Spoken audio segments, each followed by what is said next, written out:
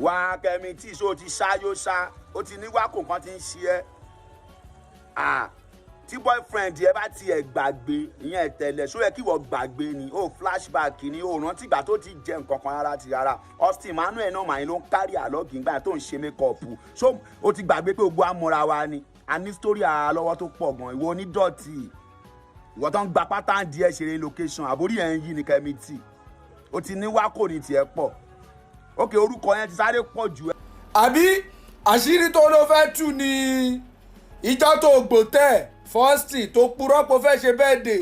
tó fi bẹ́ẹ̀dẹ̀ tán sì wá àṣírí tó fẹ́ tú nìyẹn tó fi bẹ́ẹ̀dẹ̀ tán sì wá àbí ìwọ tó gba rúùmù fọkùnrin ṣó ti yẹ tó tún wà lọ rí tó o gbarú o mọ̀ọ́mọ̀ tán sì wá kó lè wọ ẹ̀. ẹ̀yin èèyàn mi ẹ wò ó Yorùbá bọ̀ wọ́n ní ààrẹ májà kan ò sí o pé àwọn àtẹnugangan náà máa ń jà tó sì jẹ́ pé wọ́n máa ń parí rẹ̀ ṣùgbọ́n ọ̀rọ̀ Emmanuel yìí àti ti Itele the icon ó ti wá kọjá bẹ́ẹ̀ báyìí o kí ló ń ṣẹlẹ̀ kí ló happen ẹ wò ó ọmọdébìnrin tí a mọ̀ sí Kẹ́mi tí òun ló ti jáde sọ̀rọ̀ wípé òun ní àwọn àṣírí Emmanuel lọ́wọ́ o èyí ló fà á tí àwọn òṣèré lóríṣiríṣi ti wá ń jáde tí wọ́n fún arábìnrin yìí ní gbàsgbòs wípé ọ̀gá méjì ń jà kí ló kan títí ẹ àti wípé màá sọ̀rọ̀ fún lágbájá abúsẹ́kún ṣé wọ́n mọ nǹkan tó fẹ́ bá lẹ́nu onítọ̀hún ni àti wípé kò sẹ́ni tí ò láṣìírí títí ẹ o èyí ló fà á táwọn èèyàn fi ń sọ wípé ìwọ Kẹ́mi tí ò ṣe bọ́ síta kó o sọ àwọn àṣírí tó ìwọ ní lọ́wọ́ kí ìwọ náà wá gbọ́ ọ̀pọ̀lọpọ̀ àṣírí títí ẹ bí a ó ṣe fẹ̀ di tiẹ̀ náà sáyé tí afẹ́fẹ́ máa fẹ́ tí wọ́n sì máa rí fòrò adìyẹ tiẹ̀ náà ẹ rí i pé ó ti dójú ẹ̀ báyìí láti lẹ̀ pẹ̀rẹ̀pẹ̀pẹ̀ gbogbo àwa tá à ń gbọ́ fídíò yìí gbogbo wa náà la mọ̀ Emmanuel la mọ̀ Itele the icon Ibrahim Yekini ọ̀rẹ́ làwọn méjèèjì láti lẹ̀ tí wọ́n jọ ń bára wọn ṣe o tí Austin bá ṣe fíìmù Itele á wà ń bẹ̀ àbóyá pman ló fẹ́ ṣe ni àbí director àbí assistant director bẹ́ẹ̀ náà ni tí Itele bá ṣe fíìmù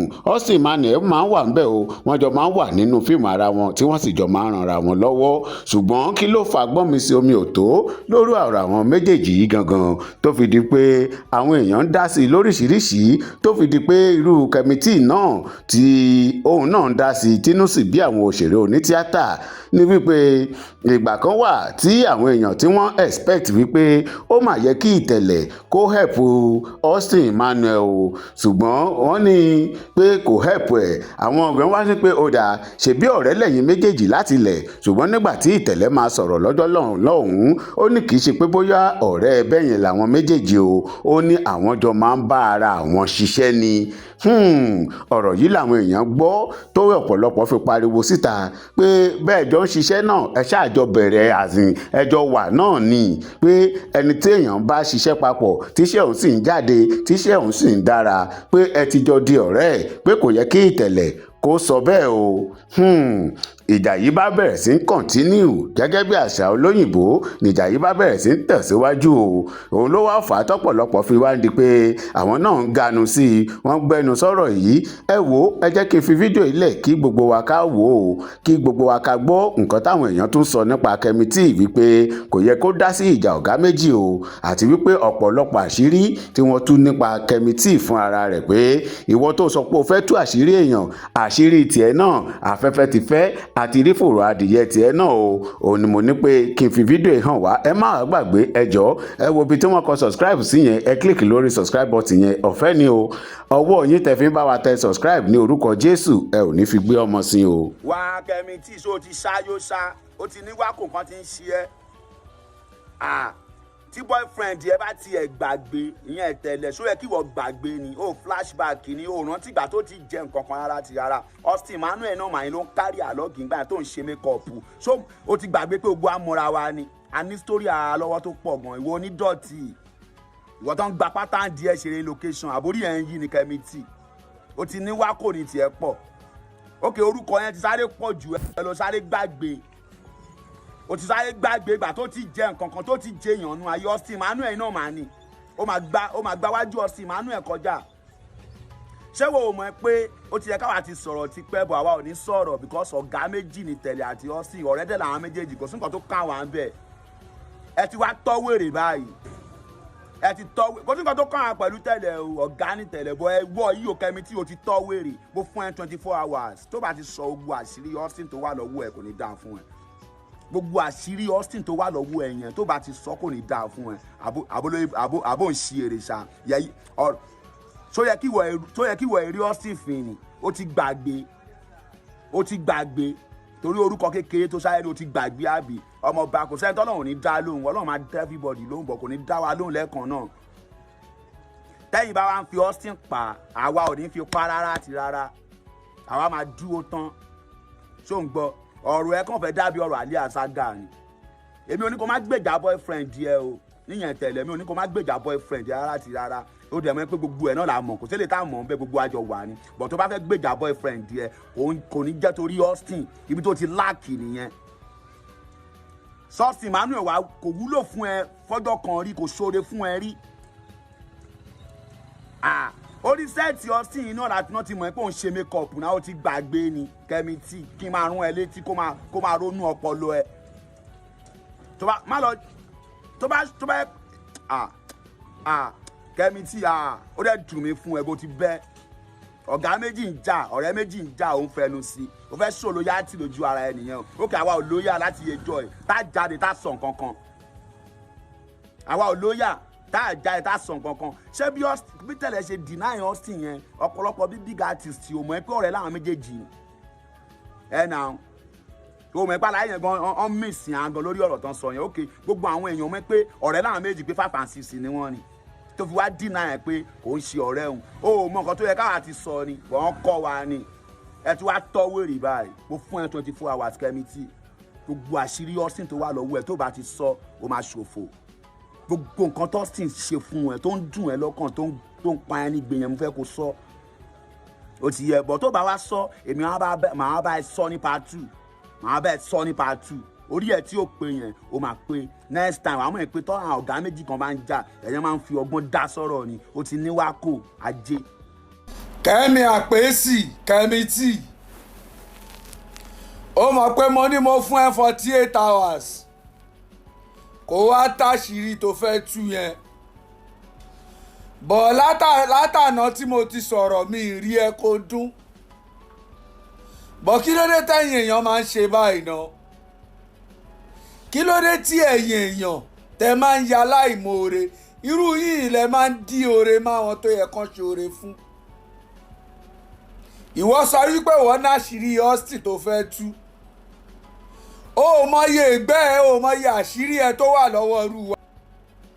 lọ́jọ́ kìíní àná tó fẹ́ ṣiṣẹ́ tó sọ fún Austin pé Itele ò lè bẹ direct iṣẹ́ ẹ Kẹ́mi ṣó ti gbàgbé ni tó ń dọ́gbọ́n ti Itele sọ Austin tó wá lọ sọ fún Itele pé Austin ló máa direct tí Itele sọ fún ẹ wípé kò lè work àfi tó o bá ní ṣe fíìmù yẹn tó ń padà wá Austin pé bọ̀bọ̀ yìí kò ń ṣọ̀rẹ́ yín o bọ̀bọ̀ yìí ó lè pa yín ó lè bá tí ó ti gbàgbé gbogbo gbà ẹ́ ìwọ wá lè jáde ṣẹnu yánmọ̀yánmọ́ Austin yẹn àbí àṣírí tó ló fẹ́ tú ni ìjọ tó gbòtẹ́ Austin tó purọ́ pé ó fẹ́ ṣe birthday tó fi birthday tán Austin wá àṣírí tó fẹ́ tú nìyẹn tó fi birthday tán Austin wá àbí ìwọ tó gba rúùmù fọkùnrin ṣó ti yẹ tó tún wá lọ Austin tó o gbarú o mọ̀ọ́mọ̀ tó ń sìn wá kó tó fẹ́ tú nìyẹn o gba rúùmù fún Austin ò mọ̀ pé o fẹ́ ṣe birthday o tó ń sìn wá o wá gba rúùmù fún o wá Austin ṣáṣìírí tó fẹ́ tú nìyẹn. ó yá jẹ́ gbé ẹ débẹ̀ ìwọ gangan Kẹ́mi tí ìwọ ni Rúsídà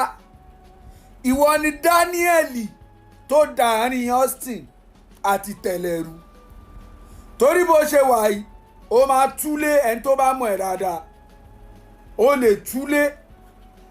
ìwọ ló máa bọ́sìn tó máa sọ nǹkan kan wọn ló máa lọ bá Itele tó máa sọ míì ìwọ ló dàárín wọn rú ìwọ ló dàárín wọn rú ẹnu ẹ kò tún wá gbé jẹ ọ̀fíìsì àwọn ọ̀gbẹ́ tó yà àwọn nǹkan tó ṣe ó pọ̀ lọ́wọ́ wa gan tó bá tún jẹ́ kí n sọ̀rọ̀ jù báyìí lọ tó ó fọ̀gá méjì papọ̀ ìwọ tó bá tún jẹ́ kí n sọ̀rọ̀ jù báyìí lọ nǹkan máa ṣí ẹ́ á bẹ́tà kó o kìlọ̀ fún ajá ẹ ọmọ tó ṣẹ̀ dé indọ́sírì tó ń dá sọ́rọ̀ àwọn àgbàlagbà ó fẹ́ kú lójijì ó fẹ́ ṣòfò ó fẹ́ pàdánù ẹ̀mí ẹ̀ lójijì sọ fún ìjọ tó bá tún kọrú right up tó kọ ẹ ògùn apàyẹ ẹ̀mí tó bá wà ní. ìwọ ọmọ tó ṣẹ́ fún yẹn ìjọ tó bá tún sọ́ṣọ́rú ẹ̀ ṣòro wàá ṣòfò ẹ̀mí ajé ń gbọ́ torí pé ẹ̀yin ọmọ tẹ́ ẹ̀ mọ̀gbà tí gbogbo wa wà ẹ̀ mọ̀gbà ẹ̀ mọ̀ nǹkan tó ṣẹlẹ̀ irú ẹ̀yin ọmọ yẹn wá dá sáárín wa ó fẹ́ ṣòfò ṣá ok torí pé ó ti wà nù kọ́lé ṣóǹsì ó ti di star lójú ara ẹ̀ ó ti di star àbí má wọrí máa jẹ kọ́lé oṣó nìkan lọ kọ́lé oṣó máa tó sinmi trendy ó ti yẹ máa jẹ kọ́lé oṣó nìkan lọ kó má lọ ṣiṣẹ́ mi mọ̀ iṣẹ́ ọ̀gá ẹ̀ nìkan ló máa ṣe tó fi máa kú olórí burúkú àwa ní ká sọ ẹ̀yin lẹ́yìn ló gbà ìgbà wo lẹ́ ń lò Austin Emmanuel king generation anybody ni nígbà yẹn abẹ́ Austin lẹ́wà nígbà tẹ́yìn tí wọ́n ń lò gbà yìí Austin tún bá yín lò gbà ṣé ń wáìnì mi ni ẹni kọ́ dẹ̀yìn àtọ́sì síta kẹrẹ téèyàn márùn bá kí yín èèyàn mẹ́fà máa Austin ṣé ń wáìnì mi ni ìgbà tẹ́ ń lò tó máa tó tán trendy tó máa tó tán ẹ ṣọ́gbà lò àwọn tó ń pè yín sí fíìmù ẹ fẹ́ bà tara yín jẹ́ lọ́dọ̀ gbogbo wọn. ayín ẹ̀ ní lẹ́vù náà ẹ̀ ní lẹ́vù ẹ ṣe fíìmù ẹ rí polówó Austin lẹ́tún fi ń polówó fíìmù yín ẹ dẹ̀ náà ní lẹ́vù Austin Emmanuel lẹ́tún fi ń ta fíìmù yín ẹ dẹ̀ náà ní lẹ́vù àyànga ẹ̀ láyé ogun pa yín papọ̀. ṣe interview kò ní trend tọ́sìn bá dàgbà ṣe interview ẹyọ kan báyìí ó máa trend pa ẹ gbé dání ọ̀rọ̀ tá à ń fa yìí kò sọ̀rọ̀ ń bẹ̀ ìwọ ọmọ kẹ́mítì yìí ló fẹ́ dá wàhálà lẹ̀ àtolórí burúkú ọmọ ṣó àbí kí náà ń pè yẹn tó fẹ́ ṣókù yẹn òun ni if not ọ̀rọ̀ ọ̀gá méjì kò kan anybody